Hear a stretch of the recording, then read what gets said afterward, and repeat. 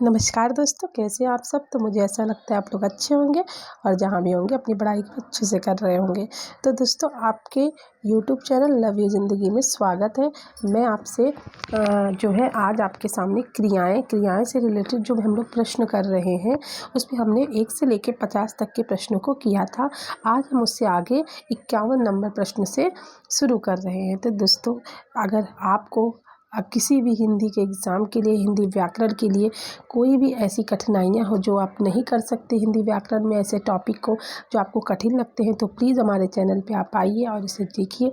तो आपको लगेगा कि आपने कितनी आसानी से अपने जो है हर एक टॉपिक को अच्छे से समझा है। तो दोस्तों, सबसे पहले हम ये बात करेंगे कि हमने इससे पहले के जितने भी टॉपिक बनाए हैं, जितने भी वीडियो बनाए हैं, उन्हें आप ज़रूर देखिएगा, जिससे आपका बेस एकदम मजबूत हो जाएगा। क्योंकि हमने वर्णमाला से स्टार्ट किया था, वर्णमाला से लेके और अब हम आ गए हैं क्रियाएं में हम पढ़ेंगे काल, वाच्य, अव्यय, निपात। तो देखिए, हर एक वीडियो देखना आपको जितना पसंद है, उसी तरह आपको अपनी पढ़ाई के लिए भी ये वीडियो बनाया जाता है, तो उसे भी आप ज़रूर देखिए। हो सकता है इस वीडियो में आपको कुछ ऐसे प्रश्न मिले जो आपको नहीं समझ में आते थे, तो यहाँ पे मिल सकते हैं। और हर एक जो भी प्रीवियस ईयर एग्ज़ाम है, वहाँ से जो प्रश्न पूछे हैं, मैं उन्हीं प्रश्नों को लेती हूँ। क्योंकि जिस बुक से मैं आपको पढ़ा रही हूँ, वो बुक में ऐसा है कि आपको इतने सारे प्रैक्टिस सेट हैं प्रश्नों के कि आप कहाँ हर टॉपिक से अगर 200-250 आप प्रश्न कर रहे हो, तो उससे बाहर आपको कहाँ जाएगा। तो दोस्तों, सिर्फ अगर आपने मेरी वीडियो को आपको देखने का टाइम नहीं है कि आप सोच रहे हो आप जॉब करते हो या फिर आप हाउसवाइफ हो, तो बस मेरी वीडियो को आप ध्यान से सुनेंगे भी तो आपको समझ में आएगा। तो ठीक है, तो आज हम पढ़ते हैं क्रियाएं से हमने जो है 51 प्रश्न पढ़ा था, लेकिन हम आज वहीं 51 नंबर से ही शुरू करेंगे। ठीक है, तो देखिए 51 नंबर प्रश्न था हमारा कि प्रश्न नंबर 51, वह 1 सप्ताह बाद आया। इस वाक्य में कौन सा शब्द क्रिया विशेषण है। वह 1 सप्ताह बाद आया। इस वाक्य में कौन सा शब्द क्रिया विशेषण है। वह 1 बाद आया। तो अब देखिएगा कि क्रिया विशेषण क्या होता है। जो शब्द क्रिया की विशेषता प्रकट करता है, मतलब यहाँ पे आया की विशेषता कौन प्रकट कर रहा है। बाद में आया ना, बाद आया। तो यहाँ पे क्या हो जाएगा, प्रश्न नंबर 51 का सही उत्तर क्या होगा, सी। ठीक है, तो आगे देखिए आप लोग, प्रश्न नंबर 52, वह पढ़ता है लेकिन बात भी बहुत करता है। वह पढ़ता है लेकिन बात भी बहुत करता है। वह व्याकरण की दृष्टि से रेखांकित शब्द को पहचानिए। लेकिन कैसा शब्द है, क्रिया विशेषण, अव्यय, सर्वनाम या संज्ञा। तो लेकिन कैसा शब्द है, आपको पता है कि किसी भी परिस्थिति में जो शब्द खर्च ना हो उसे ही हम अव्यय कहते हैं। तो आप चाहे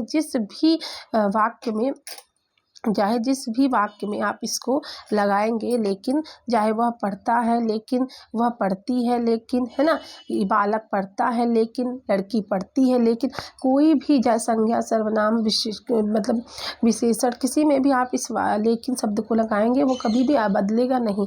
तो वही हमारा क्या हो जाता है, अव्यय। आगे देखिए आप लोग, प्रश्न नंबर 53 का है, उसे धीरे धीरे लिखने की आदत है। रेखांकित शब्द क्या है, उसे धीरे धीरे लिखने की आदत है। तो उसका क्या हो जाएगा, क्रिया विशेषण, क्रिया, सर्वनाम की संज्ञा। अब मैंने आपको बताया था कि जब भी क्रिया की विशेषता प्रकट करता है, और मैंने आपको उसके शब्दों को भी बताया था, जैसे धीरे, जल्दी, अभी, बहुत, वहाँ, यहाँ, ऐसे शब्द मैंने आपको बताए थे। तो वही हमारे क्या थे, क्रिया विशेषण। ठीक है, तो आगे चलते हैं हम लोग, इसका सही उत्तर हो जाएगा ए।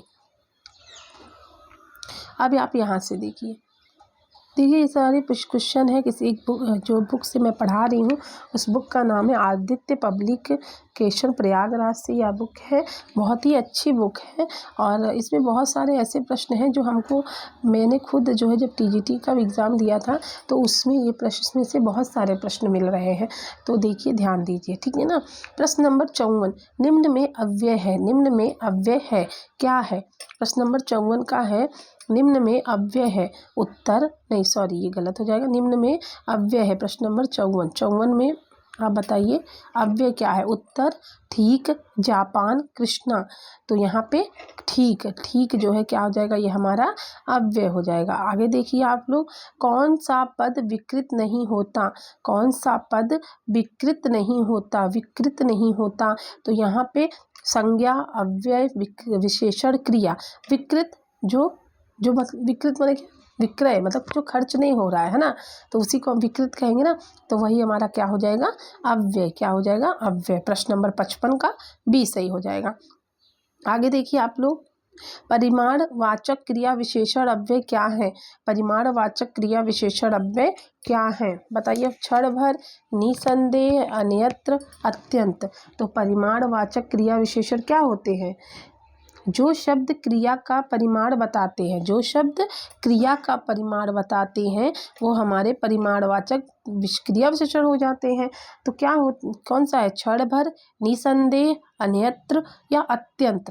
क्या हो जाएगा, अत्यंत। अत्यंत क्या है हमारा, परिमाण नहीं वाचक है। देखो निसंदेह, क्षण भर, अन्यत्र, ये सब तो हम यूज़ मतलब प्रयोग करते हैं कहाँ पे, कुछ चीज़ों में मतलब, लेकिन अत्यंत, ज़्यादा, कम, स्वल्प, अधिक, बहुत, थोड़ा थोड़ा, अत्यंत, केवल, अनुमानतः, सर्वथा मतलब हाँ अनुमानता जो है, ये सारे शब्द क्या हो जाएंगे, परिमाणवाचक क्रिया विशेषण हो जाएंगे।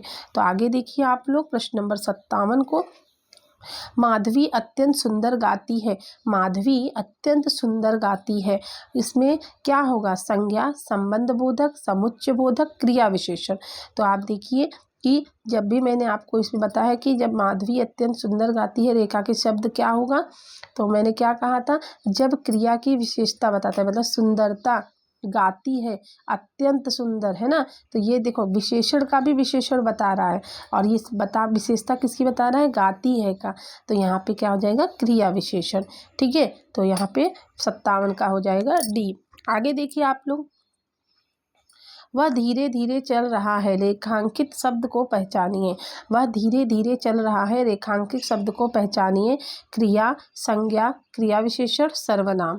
तो आप देखिए वह धीरे धीरे चल रहा है, यहाँ ये अभी रिपीट ऊपर ही प्रश्न आया था, तो इसमें क्या हो जाएगा, प्रश्न नंबर 58 का सी। क्या हो जाएगा, सी, क्रिया विशेषण, क्योंकि ये क्रिया की विशेषता बता रहा है कि वह धीरे धीरे चल रहा है। ठीक है, आगे देखिए आप लोग प्रश्न नंबर 59, लड़का जल्दी से लपक कर पहुंचा। लड़का जल्दी से लपक कर पहुंचा, वाक्य में जल्दी से पद का कौन सा भेद है।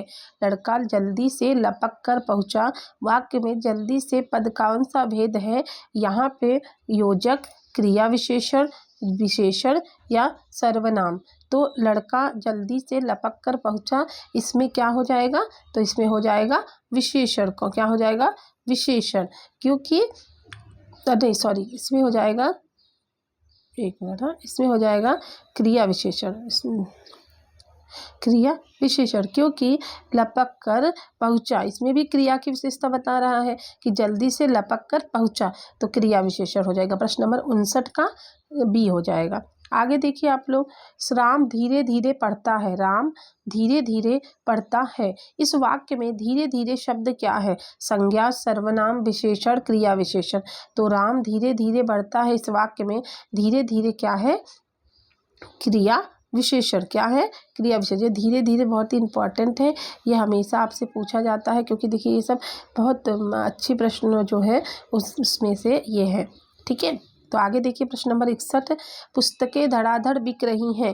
पुस्तकें धड़ाधड़ बिक रही हैं, धड़ाधड़ शब्द का कौन सा रूप है, क्रिया विशेषण, विशेषण, क्रिया प्रविशेषण। तो देखिए क्रिया विशेषण, विशेषण, क्रिया प्रविशेषण, ये क्या हो जाएगी, ये हमारा जो है पुस्तकें धड़ाधड़ बिक रही हैं, धड़ाधड़ शब्द का कौन सा रूप होगा, ये है क्रिया विशेषण, धड़ाधड़ क्रिया विशेषण। आगे देखिए प्रश्न नंबर 62, वह चलते चलते रुक गया। यह वाक्य है, वह चलते चलते रुक गया, वाक्य क्या होगा, तो देखिए चलते चलते, धीरे धीरे, है ना, चलते चलते, धीरे धीरे, उसके बाद जो है अभी, बहुत, ये सारे शब्द क्या होते हैं, ये हमारे क्रिया विशेषण होते हैं। तो प्रश्न नंबर 62 का क्या हो जाएगा, डी सही हो जाएगा। आगे देखिए आप लोग, सॉरी, प्रश्न नंबर 63 का है, अविकारी शब्द क्या होते हैं। अविकारी शब्द होते हैं संज्ञा, सर्वनाम, अव्यय, विशेषण। तो अविकारी शब्द होते हैं अव्यय। क्या होते हैं हमारे, अव्यय। कौन कौन से अव्यय होते हैं आप बताइए। अव्यय कितने प्रकार के मैंने आपको बताया था, तो अव्यय होते हैं 5 प्रकार के। कितने प्रकार के, 5 प्रकार के। कौन कौन से, तो क्रिया विशेषण, संबंध बोधक, समुच्चय बोधक, विस्मयादि बोधक और निपात। आगे देखिए आप लोग 64, सेनाएं युद्ध क्षेत्र में आगे बढ़ी। सेनाएं युद्ध क्षेत्र में आगे बढ़ी। प्रश्न नंबर 64 का देखिए, सेनाएं युद्ध क्षेत्र में आगे बढ़ी। इस वाक्य में संबंधवाचक शब्द बताइए। सी, सेनाएं युद्ध क्षेत्र आगे या बढ़ी। तो आप देखिए संबंध किससे बता रहा है, युद्ध क्षेत्र में आगे, आगे बढ़ी, है ना। तो आगे शब्द क्या है, संबंध बोधक है। आगे शब्द क्या है, संबंध बोधक है। तो संबंध बोधक में मैंने आपको बताया है कि संबंध वे अविकारी शब्द है जो संज्ञा या सर्वनाम के बाद प्रयुक्त होकर वाक्य के अन्य संज्ञा सर्वनाम शब्दों के साथ संयोग का बोध कराते हैं। तो जैसे देखिए, के साथ, के सामने, के चारों ओर, पोस्ट ऑफिस के निकट, के भीतर, अलावा, की तरफ, ये सारे क्या शब्द होते हैं, ये सब हमारे क्या हो जाते हैं, संबंध बोधक शब्द हो जाते हैं। ठीक है ना। तो इसमें क्या सही हो जाएगा, आगे। प्रश्न नंबर 65 देखिए आप लोग, मुंबई के निकट पूना है, रेखांकित शब्द क्या है। मुंबई के निकट पूना है, अभी वही जो पढ़ा है वही का उसी टॉपिक का है कि मुंबई के निकट पूना है। अब मुंबई और पूना को एक संबंध स्थापित कर रहा है, संबंध दे रहा है ना, इसे बताया जा रहा है। तो क्या हो जाएगा, संबंध बोधक सूचक शब्द हो जाएगा। आगे देखिए, अर्थ के आधार पर संबंध वाचक अव्यय कितने प्रकार के होते हैं, विभक्त होते हैं। अब अर्थ के आधार पर संबंध वाचक जो होते हैं अव्यय के कितने भेद होते हैं, तो कितने होते हैं, 14। कितने होते हैं, 14। अब 14 में कौन कौन से होते हैं आपको जानना जरूरी है। पहला है कालवाचक, दूसरा है स्थानवाचक, तीसरा है दिशावाचक, चौथा है साधनवाचक, पांचवा है विरोधवाचक, छठवां है व्यतिरेकवाचक, सातवां है उद्देश्यवाचक, आठवां है साहचर्यवाचक, नौवां है विषयवाचक, 10वां है संग्रहवाचक और 11वां विनिमयवाचक और 12वां है सादृश्यवाचक और 13वां है तुलनावाचक और 14वां है कारणवाचक। तो आपने इन 14 जो है अर्थ के आधार पर संबंध बोधक अव्यय के भेद को जान लिया है ना। एक बार आप लोग वापस से सिर्फ सुन लीजिएगा। अब आप उसके आगे देखिए, प्रश्न नंबर 67 प्रश्न है आपका, रात भर जागना स्वास्थ्य के लिए अच्छा नहीं है। रात भर जागना स्वास्थ्य के लिए अच्छा नहीं है। संबंध सूचक अव्यय, विशेषण, भाववाचक संज्ञा, समुच्चय बोधक अव्यय। ए क्या होगा, संबंध सूचक अव्यय में ए क्या है, तो ए हमारा हो जाएगा, संबंध सूचक अव्यय में ए क्या हो जाएगा, ए, ये हमारा संबंध सूचक अव्यय। रात भर, रात भर, तो मैंने बताया था ना संबंध बोधक अव्यय में क्या हो जाता है, भर, के अलावा, तरफ, है ना। तो ये सब हमारा क्या हो जाएगा, संबंध सूचक अव्यय। अब देखिए प्रश्न नंबर 68 देखिए, ऐसा लगा मानो बम फटा होगा हो। ऐसा लगा मानो बम फटा हो, वाक्य में कौन सा अव्यय है। ए स्वरूप बोधक, संकेत बोधक, उद्देश्य बोधक, कारण बोधक। तो यहाँ पे स्वरूप बोधक है, यहाँ पे ऐसा लगा मानो बम फटा हो, तो यहाँ पे ए हो जाएगा। क्या हो जाएगा, ए, स्वरूप बोधक, उसका स्वरूप बता रहे मतलब बम फटा होगा। प्रश्न नंबर 59 देखिए आप लोग, वह आया और मैं गया, इस वाक्य में समुच्चय बोधक अव्यय शब्द बताइए। वह आया और मैं गया, तो मैंने बताया है कि जब समुच्चय बोधक की बात होगी तो दो वाक्यों को परस्पर जोड़ने की बात होगी, दो वाक्यों को परस्पर जोड़ने की बात आ रही है, ठीक है ना। तो उसी को हम समुच्चय बोधक कहेंगे। तो जो और शब्द है वो हमारा समुच्चय बोधक अव्यय हो जाएगा। आगे देखिए आप लोग, कौन सा समुच्चय बोधक अव्यय नहीं है, कौन सा, प्रश्न नंबर 70 का देखिए, कौन सा समुच्चय बोधक अव्यय नहीं है। अर्थात अतएव अथवा आजन्म। तो आप देखिए कि जब मैंने क्या कहा, दो वाक्यों को जो है मतलब दो वाक्यों को जोड़ने की बात यहाँ पे की जा रही है, ठीक है। तो दो वाक्यों को जब जोड़ने की बात की जाती है तो समुच्चय बोधक अव्यय होता है। तो वो कैसे जुड़ेगा, तो वहाँ पे देखिए इसमें जो है वो ध्यान दीजिए। अगर हाँ मैंने देखो ये गलती की, यही गलती होती है, नहीं, कौन सा समुच्चय बोधक अव्यय नहीं है, तो अर्थात है, अथवा भी है, अतएव है, लेकिन आजन्म नहीं है, ये हमारा नहीं होगा। तो ठीक है, प्रश्न नंबर 70 का क्या हो जाएगा, डी। ठीक है, आगे देखिए प्रश्न नंबर 71, वह क्यों नहीं आया, इसलिए कि वह बीमार था। यहाँ की से क्या बोध होता है, वह क्यों नहीं आया। प्रश्न नंबर 70 का है कि वह क्यों नहीं आया, इसलिए कि वह बीमार था। यहाँ की से क्या बोध होता है, की से क्या बोध हो रहा है, अथवा जोड़ने का, कारण की और। तो यहाँ पे की से अर्थ हो रहा है जोड़ने का, क्या हो रहा है, जोड़ने यानी कारण का, क्या होगा, कारण का, सी। प्रश्न नंबर 71 का सी सही हो जाएगा। अब देखिए प्रश्न नंबर 72, जो शब्द वाक्यांशों, वाक्य तथा शब्दों को जोड़ते हैं उन्हें क्या कहते हैं।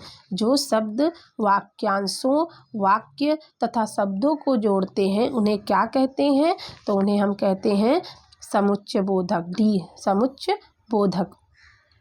समुच्चय बोधक को कहते हैं, प्रश्न नंबर 73 है, समुच्चय बोधक को कहते हैं अविकारी, विकारी, दोनों, कोई नहीं।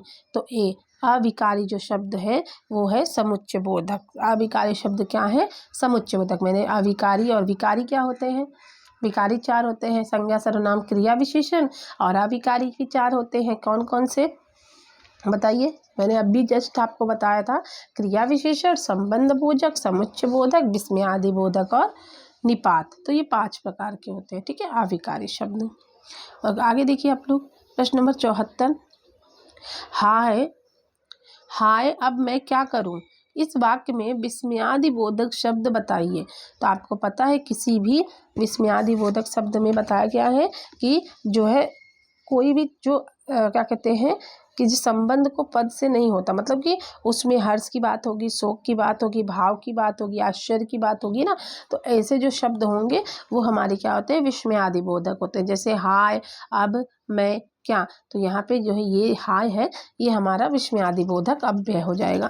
आगे देखिए प्रश्न नंबर 75, अफसोस मैं नहीं जा सका, अफसोस मैं नहीं जा सका, इसमें कौन रेखांकित शब्द का अव्यय का प्रकार बताइए। संबोधन सूचक अव्यय, शोक सूचक अव्यय, आश्चर्य सूचक अव्यय या हर्ष सूचक अव्यय। तो अफसोस में नहीं जा सका, कौन सा सूचक अव्यय होगा यहाँ पे, तो ये हो जाएगा शोक सूचक, मतलब वो दुख से कह रहा है कि जो है मैं नहीं जा सका, ठीक है ना, वो दुख से क्या कह रहा है, मैं नहीं जा सका, यहाँ पे बी हो जाएगा, 75 का बी। आगे देखिए आप लोग, भाववाच्य छाटिए। मैंने आपको बताया कि अगले वीडियो में कि 3 वाच्य होते हैं, कौन कौन से होते हैं, तो कर्मवाच्य, जो है कौन कौन से होते हैं, कृतवाच्य, कर्मवाच्य और भाववाच्य। तो इन तीनों वाच्यों में भाववाच्य है जो छाटिए। दादाजी द्वारा अनिल को डांटा गया, तोते से उड़ नहीं गया, अशोक ने आइसक्रीम खाई, चोर पकड़ा गया। अब आपको क्या इसमें भाव दिख रहा है, तो यहाँ पे प्रश्न नंबर 76 का है कि तोते से उड़ा नहीं गया, मतलब उसको तकलीफ हुई होगी, इसलिए वो भाव बता रहा है अपना कि तोते से उड़ा नहीं गया, और दुख की बात है।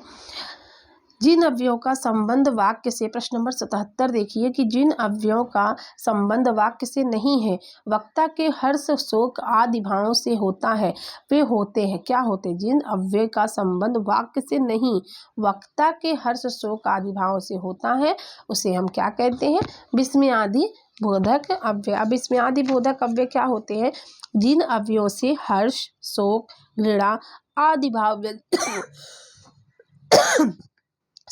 जिन अवयवों से हर्ष, शोक, घृणा आदि भाव व्यंजित होते हैं तथा जिनका संबंध वाक्य के किसी पद से नहीं होता, उन्हें विस्मयादि बोधक अव्यय कहते हैं। ठीक है, तो आगे देखिए आप लोग प्रश्न नंबर 78। 78 क्या होगा? निम्नलिखित शब्दों में निपात का उदाहरण कौन सा शब्द है? निम्नलिखित शब्दों में से निपात का उदाहरण कौन सा शब्द है? ठीक, निकट, इधर, कल। तो यहाँ पे ए जो है जो निम्नलिखित शब्दों में निपात का उदाहरण है ठीक। क्या हो जाएगा? ठीक। ठीक है। निपात, निपात क्या होता है? मैंने आपको निपात के बारे में बताया था कि निपात जो है ऐसे शब्द हैं जो अवयव के लिए होते हैं, उनका कोई लिंग वचन नहीं होता, इनका कोई भी लिंग वचन नहीं होता है। और ये जो है निपात सहायक शब्द होते हुए भी वाक्य के अंग नहीं होते हैं। ये उनके वाक्यों में लिखे जाते हैं, उन सबके सहायक रहते हैं, लेकिन उनका कोई अंग नहीं रहता है। ठीक है। और निपात हमको 8 प्रकार के बताए थे। पहला था स्वीकृत बोधक, दूसरा नकार बोधक, तीसरा था निषेधात्मक बोधक, चौथा था प्रश्न बोधक, पांचवा था विस्मय बोधक, छठवां था तुलनात्मक बोधक और सातवां था अवधारणा बोधक और आठवां था आदर बोधक। ठीक है। तो ये हमारे थे निपात जो 8 प्रकार के थे। आगे देखिए आप लोग प्रश्न नंबर 79। ठीक है, आप देखिए आप लोग प्रश्न नंबर 79 में रविवार है वह घर पर ही होगा। रविवार है वह घर पर ही होगा। अब यहाँ पे बताइए कि रेखांकित शब्द को पहचानिए। तो क्या है? प्रश्न नंबर 89 का है जो है सर्वनाम, प्रत्यय, निपात और उपसर्ग। तो यहाँ पे क्या हो जाएगा? निपात। निपात जैसे जी हाँ, जी हाँ, जी नहीं, नहीं, मत, क्या, काश, सा, ठीक, करीब, लगभग, तकरीबन, जी नहीं, ये सारे शब्द, ठीक, ये सब सारे शब्द क्या हो जाएंगे? ये सारे शब्द हमारे हो जाएंगे निपात। आगे देखिए आप लोग, मैं आज तक परीक्षा में सफल ही हुई हूँ। मैं आज तक परीक्षा में सफल ही हुई हूँ। इसमें आपको बताना है कि आप क्या होगा? निपात, विशेषण, सर्वनाम, संज्ञा। तो यहाँ पे क्या हो जाएगा? ए निपात। क्या हो जाएगा? निपात। आगे देखिए, जिसका प्रयोग निश्चित शब्द समुदाय या पूरे वाक्य का अतिरिक्त भावार्थ प्रदान करने के लिए होता है उसे कहते हैं समानाधिकरण, व्याधिकरण, विस्मयादिबोधक, निपात। जिसका प्रयोग निश्चित शब्द समुदाय या पूरे वाक्य का अतिरिक्त भावार्थ प्रदान करने के लिए होता है उसे क्या कहते हैं? उसे हम कहते हैं निपात। उसे हम क्या कहते हैं? निपात। ठीक है। तो आगे देखिए आप लोग, ये इंपॉर्टेंट लगा लीजिएगा, ये आपका इंपॉर्टेंट प्रश्न है। प्रश्न नंबर 82 देखिए, निम्नलिखित में कौन सा पदबद्ध का भेद नहीं है? विशेषण पदबद्ध, अव्यय पदबद्ध, क्रिया पदबद्ध, संज्ञा पदबद्ध। तो इसमें से जो है पदबद्ध का भेद नहीं है, तो क्या होगा यहाँ पे? अव्यय पदबद्ध। जबकि क्रिया, संज्ञा, विशेषण ये शब्द होते हैं लेकिन अव्यय पदबद्ध नहीं होता है। आगे देखिए प्रश्न नंबर 83। वाह वाह कितना सुंदर दृश्य है। वाह वाह कितना सुंदर दृश्य है। रेखांकित शब्द कौन सा अव्यय है? वाह वाह कितना सुंदर दृश्य है। रेखांकित शब्द जो है अव्यय है। तो आप बताइए, हर्ष का बात हो रही है कि शोक की बात हो रही है कि संबोधन अव्यय की बात हो रही है कि तिरस्कार की बात हो रही है? तो जो है विस्मयादि बोधक तो आपको पढ़ के ही पता चल जाएगा कि वो किसकी बात हो रही है। यहाँ पे बात हो रही है हर्ष की। तो अगर वीडियो जरूर देखिएगा, आपको बहुत अच्छा लगेगा और समझ में भी आ जाएगा। निम्नलिखित में से कौन सा वाक्य पूर्ण भूतकाल का उदाहरण है? निम्नलिखित में से कौन सा वाक्य पूर्ण भूतकाल का उदाहरण है? वे गए, वे खा रहे थे, वे आए थे, वे सोकर उठे। तो इसमें से पूर्ण भूतकाल, तो पूर्ण भूतकाल क्या होता है बताइए? जो मैंने आपको बताया था कि पूर्ण भूतकाल होता है कि क्रिया के जिस रूप से यह ज्ञात हो कि कार्य समाप्त हुए बहुत समय बीत गया है। मतलब एक तो हो मतलब है कि चलो बीत हो गया, अभी पूरा हुआ, लेकिन जो काम खत्म हुए काफ़ी समय बीत जाता है उसी को हम क्या कहते हैं? पूर्ण भूतकाल को क्या कहते हैं? पूर्ण भूतकाल। ठीक है। तो 84 का क्या सही हो जाएगा? यहाँ पे सी, वे आए थे, मतलब उनको आए काफ़ी समय हो गया था। ठीक है। अब उसके आगे देखिए आप लोग प्रश्न नंबर 85। निम्नलिखित वाक्यों में से भविष्यत काल को पहचानिए। निम्नलिखित वाक्यों में से भविष्यत काल को पहचानिए। अब 85 में भविष्यत काल क्या होगा? गाय घास चरती है, रोहन मुंबई गया था, मैं कल घूमने जाऊंगी, माँ बच्चे को पढ़ा रही थी, पढ़ा रही है। तो आप देखिए कि जो है आपको ये तो बहुत अच्छे से ईजी पता चल जाता है आसानी से कि भविष्यत काल क्या है, भूतकाल क्या है, लेकिन और वर्तमान काल क्या है, लेकिन जो उसके भेद है उसमें आपको परेशानी होती है, कन्फ्यूजन होता है। तो आप देखिए यहाँ पे मैं कल घूमने जाऊंगी, जाऊंगी क्या हो जाएगा हमारा भविष्यत काल हो जाएगा। आगे देखिए आप लोग प्रश्न नंबर 86, मध्यम पुरुष तू का सही बहुवचन होगा। मध्यम पुरुष तू का जो है क्या हो जाएगा, मध्यम पुरुष का क्या हो जाएगा, तुम लोग, है ना। तुम मतलब बात सामने वाले की हो रही है तो तुम लोग, है ना। तो यहाँ पे क्या हो जाएगा, बी हो जाएगा। प्रश्न नंबर 86 देखिए, 87, निम्न में से भूतकाल का उदाहरण है, निम्नलिखित में से भूतकाल का उदाहरण है तो क्या है, राम घर गया था, राम घर गया था। तो यहाँ पे भूतकाल का उदाहरण है राम घर गया था, तो इसमें देखिए बी हमारा जो है राम घर गया था 47 नंबर प्रश्न का उदाहरण सही होगा, भूतकाल था। क्योंकि मैं जाता हूँ, वह आ रहा है, वह पुस्तक पढ़ेगा, ये दोनों तो वर्तमान हो गए, ये भविष्य हो गया, और ये आपका भी क्या है, राम घर गया था, ये हमारा हो गया भूतकाल। फिर देखिए 88 नंबर प्रश्न है, कौन सा वाक्य आसन्न भूतकाल में है, कौन सा वाक्य आसन्न भूतकाल में है। अब आसन्न भूतकाल क्या था, क्रिया के जिस रूप से कार्य के होने का समय निकट समझा जाए, मतलब जो कार्य होने वाला हो उसके एकदम पास पहुंचा हो, तो वही हमारा आसन्न भूत होता है। जैसे बच्चा आया है, बच्चा आया है ना, ये मैं अपने मन से बता रही हूँ, लेकिन यहाँ पे देखिए तुम आता तो मैं जाता, ये मोहन आया सीता गई, वह आया था मैंने आम खाया है। तो यहाँ पे देखिए मैंने आम खाया है, यह आसन्न भूत हो गया, मतलब ये थोड़ा सा बाकी है। उसके बाद देखिए प्रश्न नंबर 89, निम्नलिखित में से कर्मवाच्य वाला वाक्य चुने। कर्मवाच्य वाला वाक्य कौन सा होगा, प्रश्न नंबर 89 का, ऐसा कहते हैं कि फिर तुम लिख नहीं सकते, बिल्ली के हाथों चूहा मारा गया, उसे सब कुछ बता दें, है ना। इसमें कर्मवाच्य क्या होगा, अब कर्मवाच्य क्या है, 3 प्रकार के वाच्य बताए थे हमने आपको। अब इसमें कर्मवाच्य क्या है, तो जहाँ पे कर जो है कर्म की प्रधानता हो, जहाँ पे कर्म की प्रधानता हो, मतलब कर्मवाच्य में क्या होगा कि क्रिया के जिस रूप में वाक्य का उद्देश्य कर्म प्रधान हो, मतलब जो वाक्य का उद्देश्य है ना वो कर्म प्रधान होना चाहिए। तो देखो इसमें क्या होगा, बिल्ली के हाथों चूहा मारा गया, मतलब मारना उसका जो है कर्म जो है प्रधान है ना। तो यहाँ पे हो जाएगा सी, क्या हो जाएगा सी, 79 का सी। आगे देखिए, जिस वाक्य में कर्म के अनुसार क्रिया में परिवर्तन होता है उसे वाक्य को कहते हैं। जिस वाक्य में कर्म के अनुसार क्रिया में परिवर्तन होता है उस वाक्य को कहते हैं, क्या कहते हैं उस वाक्य को, तो एक कृतवाच्य, कर्मवाच्य, भाववाच्य, संयुक्त वाच्य। तो यहाँ पे बी क्या होगा, कर्मवाच्य होगा, क्या होगा, कर्मवाच्य होगा। आगे देखिए, निम्न में वाच्य भाववाच्य है सी, मोहन से बैठा नहीं जाता, श्याम पत्र लिखता है, पत्र लिखा जाता है। मतलब देखिए पहला क्या होगा, भाववाच्य में मोहन पुस्तक पढ़ता है, दूसरा है मोहन से बैठा नहीं जाता, श्याम पत्र लिखता है, पत्र लिखा जाता है। तो आपको पता है प्रश्न नंबर 91 का क्या होगा, भाववाच्य बहुत बार रिपीट हुआ है, तो यहाँ पे सी हो जाएगा, मोहन से बैठा नहीं जाता है। आगे देखिए आप लोग, श्याम को पुस्तक पढ़नी है, श्याम को पुस्तक पढ़नी है, यह किस वाच्य में है, श्याम को पुस्तक पढ़नी है यह किस वाच्य में है, भाववाच्य, कृतवाच्य, कृत और कर्मवाच्य या कर्मवाच्य। तो यहाँ पे देखिए जो है श्याम को पुस्तक पढ़नी है, तो यहाँ पे जो है मतलब उसको इतना मन है पढ़ने का, तो कर्म की बात हो रही है यहाँ पे, ठीक है। तो जहाँ पे कर्म की प्रधानता होती है वो कर्मवाच्य होता है, ठीक है।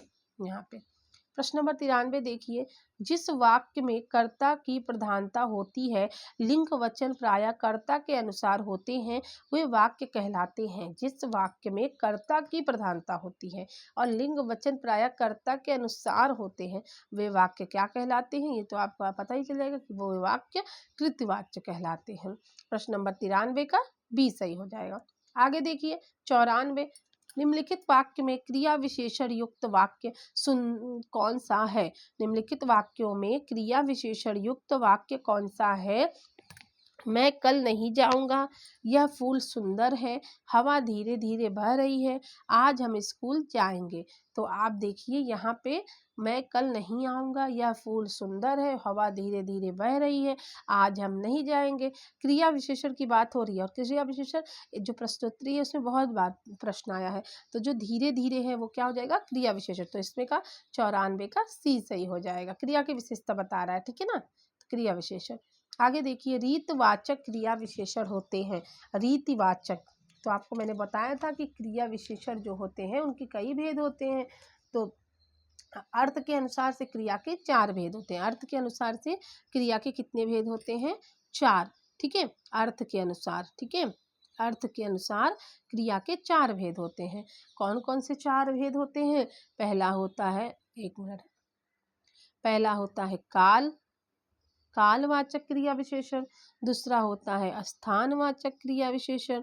तीसरा होता है परिमाणवाचक क्रिया विशेषण, ठीक है, और लास्ट का होता है रीतिवाचक क्रिया विशेषण। रीतिवाचक क्रिया विशेषण, ठीक है ना।